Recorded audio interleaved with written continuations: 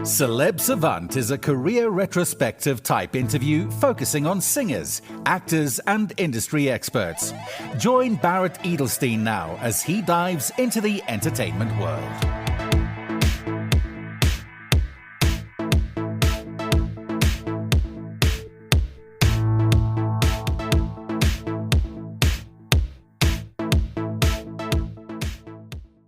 Cam is an American multi-platinum Grammy Award-nominated artist and songwriter. Prolific and adored, she stepped into the spotlight in a big way with her critically acclaimed full-length debut, Untamed. The record not only bowed in the top 15 of the Billboard 200 and registered at number 2 on the top country albums chart, but it also yielded her the breakthrough smash Burning House. It went triple platinum, notched Grammy, ACM, and CMA award nominations, and remains one of the best-selling country songs by a female solo artist since its release.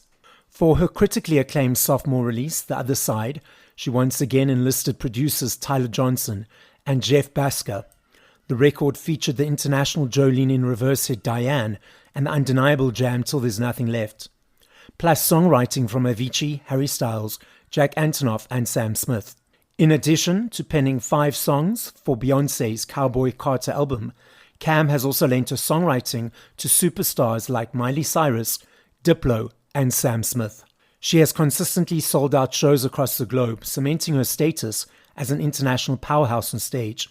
From the coveted Sunset slot at Stagecoach to top venues across 5 continents, in recent years she has been one of the few country acts to play Lollapalooza, ACL Fest, and Outside Lands, while also supporting acts like Sam Smith, George Strait, Harry Styles, Eric Church, Loretta Lynn, Tim McGraw and Faith Hill, and the Indigo Girls. A vivid storyteller, clever wordsmith, and committed visionary, fans have only just begun to scratch the surface of Cam's many facets. As she bravely steps into her next era, she's welcoming everyone into a space that's inclusive, invigorating, and inspiring. Cam also discusses her upcoming performance at the Cape Town Country Festival on the 26th of October in 2024. She'll be on stage performing with the likes of Darius Rucker, Kip Moore, and many more. Up next on Celeb Savant, we've got Cam. Where in the world are you and how are you doing? I am in Nashville. Thanks for having me on. Thank you for joining us.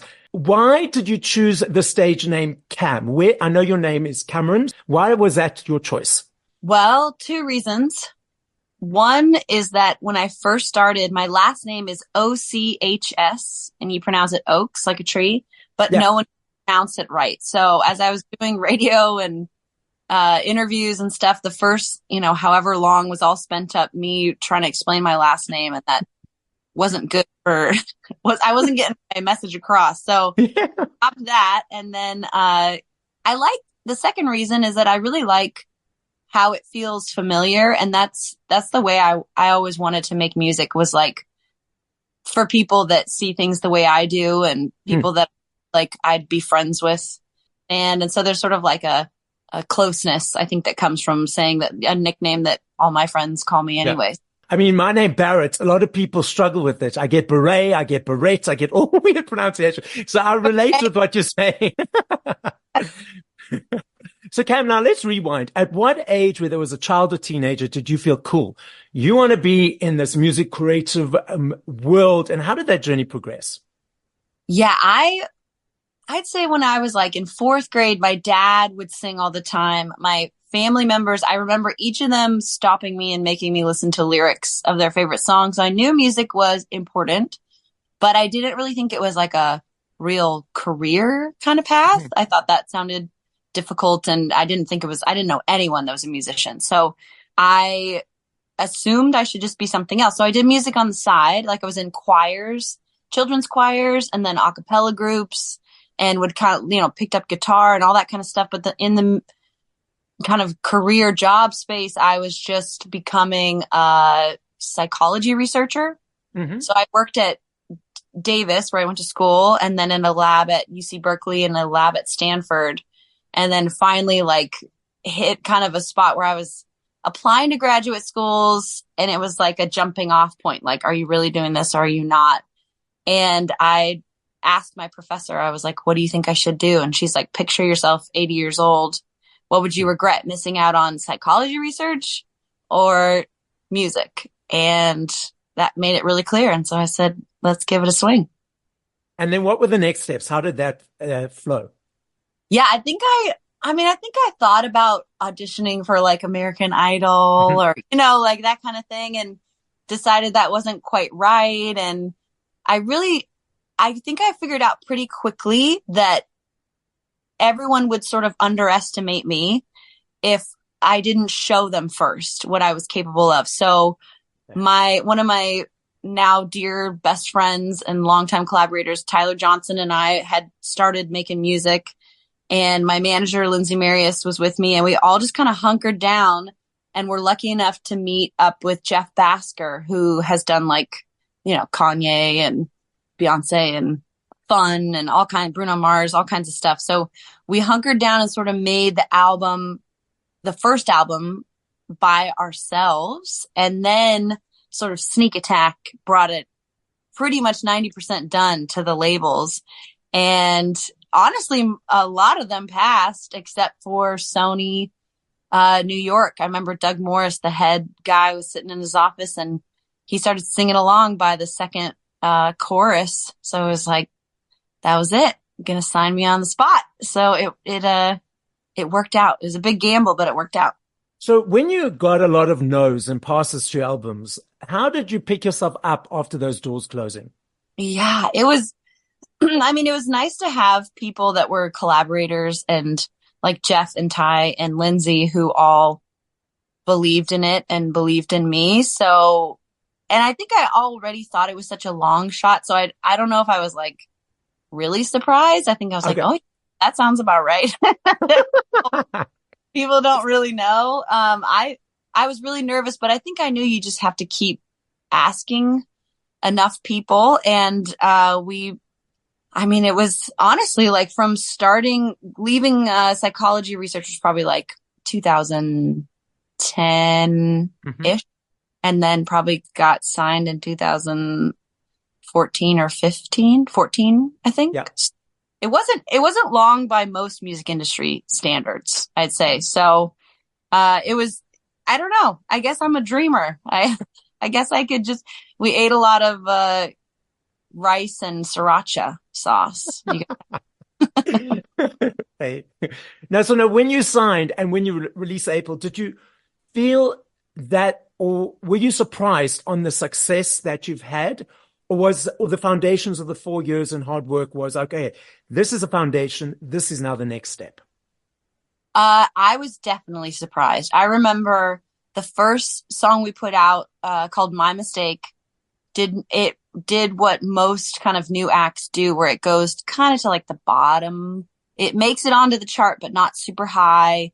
And then everybody kind of hums and haws about what's going to be next. And then felt very just out of the blue that morning show radio host named Bobby Bones played Burning House. That I saw you perform this at the Opry, played it on a show, and it was a U.S. national morning show, and it blew up from there. And it was really lucky because there actually wasn't a label president in Nashville at the time. So the New York guy who I had just told you about, who loved the song, goes, like, this is the song. Let's jump on this song. And they did something they don't normally do, which is they moved like this giant ship on a dime, and turned it around. And we got that song. It was a real, true kind of hit, like people bought it. It actually went up the charts. And so by that December, it was so crazy. It was like a number one, and it sold a bunch, and it got nominated for a Grammy, and the album was coming out like I think right after I even found out that was nominated. It was it was something, it was all happening in December. I remember thinking I had like a radio show in Las Vegas, and I was kind of out at a spot near Red Rocks, and I was looking out at like the desert mountains, and I got those calls, and I remember thinking like, no way, this is all really, really happening. It felt like too fast, like I thought I was supposed to toil a little bit longer, and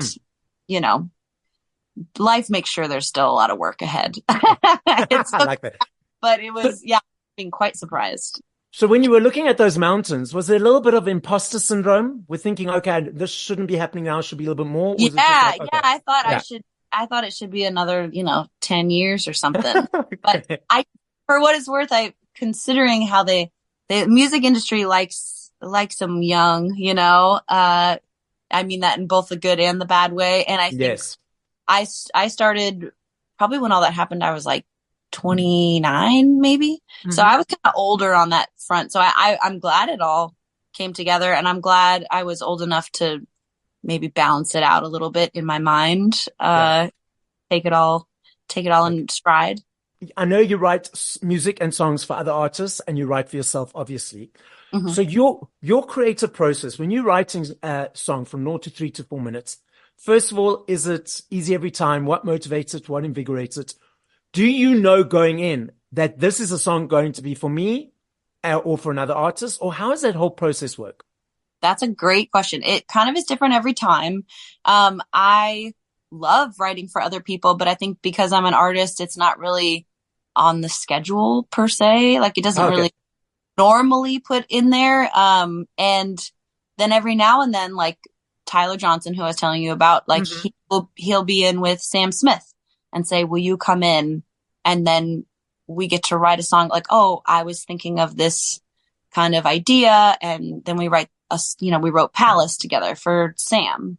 And that just felt lucky. If I come in writing something that I would write for myself, that tends to work out best in those situations. And because I think, I don't know if some people are really just fantastic chameleons and can just swap voices and things like that. I don't think that's me. I'm like I feel it in my actual stomach when something is right. And when that's what I follow when I'm writing songs for myself or anybody. That's the only kind of way I know how to do it. So I think I have to be pretty in tune with myself and pretty sensitive about it all. So there's only kind of one way, I guess, for me to do it. Okay, that's interesting. I love this discussion. So I'm not sure if you're aware of NLP. So NLP is the way people process information. It's neuro-linguistic programming.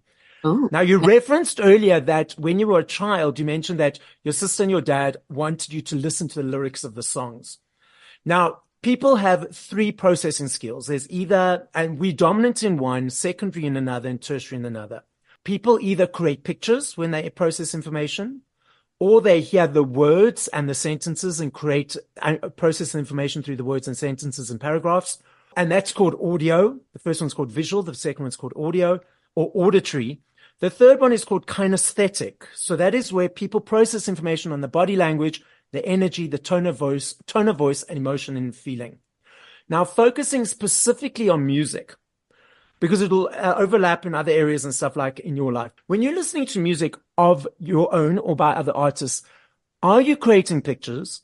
Are you hearing the words? Or is it about the feeling? Definitely feeling for me. Feeling. Yeah, okay. And I think that's why I feel like music, actually, I gave a TEDx talk somewhat not on this exact NLP, but on just referencing this too, or just, I think music, they've shown it kind of helps with like things that are cognitively dissonant, and helping hold space for, and I think it's because it's not linguistic for me. And then the visual part, every now and then I'll see some kind of colors, but to me, it's definitely just like it's fully feeling. Like I'm in San Francisco, I'm from the San Francisco Bay Area, and San Francisco have like a exploratorium. Yeah. And they set up where you go into a tactile dome and it's completely pitch black. You cannot see anything. And you go through like kind of a tunnel and you can feel like your way up a slide, and so everything's carpeted. It's not dangerous, but you're kind of climbing around. And the second time you go through, you can kind of find little items that you're looking for. But after you go through it, they say, okay, now picture where you've just been. And you didn't have any visual information, but you like map it for yourself. That feeling is what's similar for me with songwriting, where like I can't picture it, but I know the shape of it. Yeah. I don't know if that makes sense. So then, interesting enough, I'm not sure if you can remember. So when your father and your sister told you to listen to the words of the songs, because I know people who are not auditory, to listen to the words of songs, it's a bit of a challenge. They have to focus to listen. So over a period of time of listening to his lyrics, did you actually maybe build that up a bit from those experiences, do you think? Yeah, I think it's so funny. I only realized this maybe you know how everything seems normal to you when you're a kid. Later on, you're like, Exactly. hey, didn't this happen to you? And no one else knows what you're talking about. Yes, exactly. For some reason, I think I just really attached to my mom and dad and grandparents and everyone. They don't remember necessarily doing this for me, but I really latched onto it. And Okay. so like, I remember my grandma saying, listen to this, girls, but don't forget who's taking you home and in whose arms you're gonna be. But darling, save the last dance for me. It's like, she was like, listen to this. You need to learn this as a lesson for your life. And then my dad kind of, listened to this twist in Two Silhouettes on the Shade, Yeah. any kind of interesting twist. My dad really likes those sort of, which is very country too. My mom loved the stuff that was kind of more folky. And I think I just knew at that point that, yeah, maybe for me, it's more about this feeling. Yeah. But if you have at least one line that gives someone this piece of information that either makes them feel seen or understood or some sort of new lesson, like I definitely carry that with me and try and do that when I'm making songs. It feels like it's more important. Like there's like a function song. If I can give you, like in the Sam Smith, the real love is never a waste of time is the nugget that all of us were trying to give to people. And I feel like I have to do that if I'm really doing my job, I guess, when I'm writing. That's interesting. Okay. What's coming up for the rest of the year, next year? What are the plans? What's releases? Can you tell us? I know it's all secretive in your world. Well, coming to Cape Town. Yes. So exciting. It is. I mean, it's only secretive because I never want to promise something and then have it take longer. Because I take a while, if people haven't noticed. I tend to take, 4 or 5 years between albums. So I've got this next one pretty teed up. So I'm just trying to wrap up all these kind of last details of it all to be able to gift it to everyone. And you're always in love with whatever, hopefully you're always in love with whatever you're working on. And I'm just so in love with it. I listen to it and I'm like, this is what I want to hear. So hopefully else wants to hear it too. I can't wait to give it. So it's coming. I can't tell you when, only because I don't want to. I'd rather under promise and over deliver, I guess. So you referenced Cape Town coming up. So you've performed at festivals, you've opened up for other artists, you've headlined shows.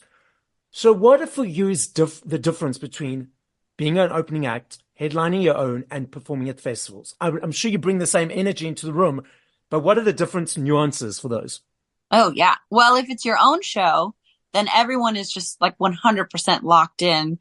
So you can kind of get away with, I can chat a lot. I'm like a big chatter and I love telling jokes and, being ridiculous on stage. And I think I can get that way with, festivals and stuff too. But usually it's like, it's such a big place.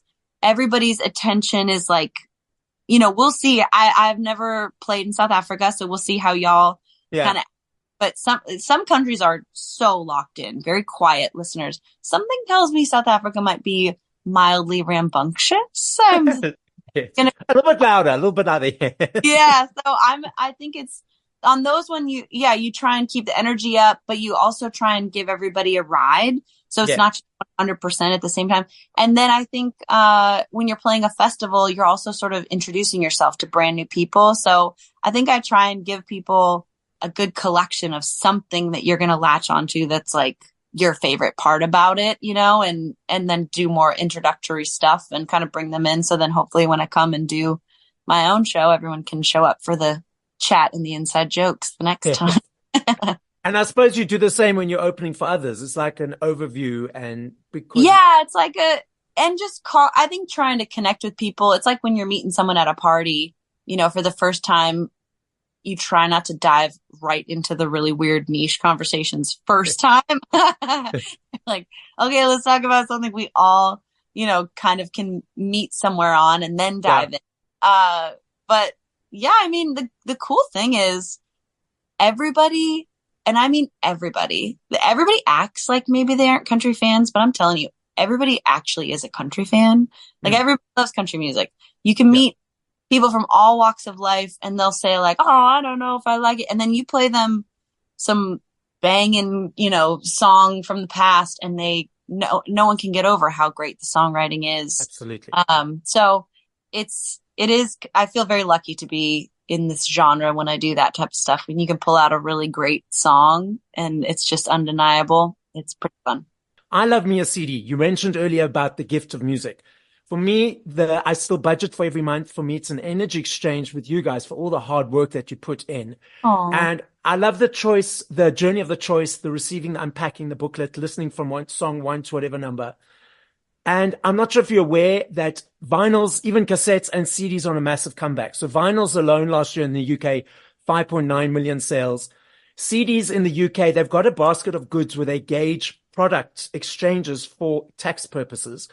Vinyls have been in that basket for the longest time, and now CDs are back in because of the upsurge. And it's actually interesting. The research is showing that it's the teenagers and the early 20s, not the older nostalgic people who are diving into that world. Aww. And we've also got the streaming platforms that people consume music on. So what are your observations of the landscape at the moment? Ooh, I mean, I know that vinyls feel very cool. It feels very cool to have a vinyl. I like holding them. I like touching them and how big they are and the photos and I used to pore over CD booklets and lyrics. I think now, I think the streaming stuff, I think there's a lot of stuff like mood, and stuff that like can run in the background, which I love listening to at different times. But obviously my favorite thing is getting obsessed with one song and playing over and over and over and over and over. And that's why I think my albums tend to be like more of a farther reaching variety. I don't really do like, oh, here's the one sound and you hear it over and over for 12 songs. Like I wish I could, because I think that's probably lucrative, but I just grew up, I loved soundtracks to movies. So I would love buying like the CD soundtrack to a movie and having just like songs that you would never guess they came together. But I loved discovering things. Like I had that Great Expectations soundtrack and like they have that version of Besame Mucho. And I just was like upset, like what a moody teenager, I just love that. So CDs coming back in and I'm so here for that. I'm so here for, I feel like everybody's, obviously we're getting kind of knocked for our short attention spans, but like, I just loved that as a kid. You'd be so freaking bored and you just sit there in your room and get obsessed and absorbed into a couple songs, your little Discman, with headphones in. So I think when I make music, that's what I assume people want. And that's the only way I really know how to do it, is hopefully have you curled up in a ball listening on headphones, and really getting into something. But I know I do know the hope that I always feel is that for whatever industry people try and make out of this art form, it's existed forever in all civilization, always. Like humans always have music. So I know the art of it's gonna outlast and outlive and outsmart whatever money making scheme we've got going on. I like the way you said outsmart. I love this game. I know if I had to ask you this question in 2 minutes, 20 years, 5 hours, I know your answer will be different every time simply because there are millions of them. I'm not saying favorite. I'm saying top of mind. Without any reasoning, just as they fall through to your brain, if you had to push play to 5 songs by other artists, what would those 5 songs be and by whom? Ooh, 5 songs by other. Okay. So one that I love very much is She Thinks I Still Care. And I love this song.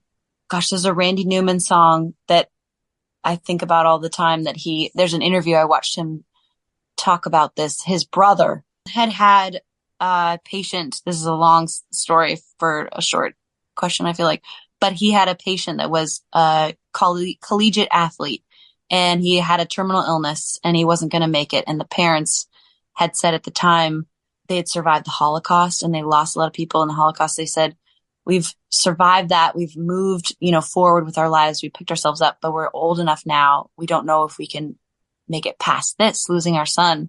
And Randy Newman turned it into a song, like kind of like a love song spin, but it was like, when you're young and there's time, you forget the past. You don't think that you will, but you do. Now I know that there ain't time enough, and I'll never get over losing you. Oh, wow. That's Losing You. It's a really beautiful song. I feel like you gotta play something up. Oh, I've been listening to McGee, that new album. It's so fun. I absolutely love Patsy Cline. Any old Patsy Cline stuff. What else? One more. I guess Joni Mitchell. Love listening to Joni Mitchell song. Joni Mitchell, lovely. So most of those on my list. Some of them I need to add. So thank you for the reminders. So Cam, the podcast is listened to throughout the world. So as a final message, what would you like to say to the audience? Oh my gosh. Hi. Sending so much love wherever you are, whatever you're doing. I'm doing probably the same stuff.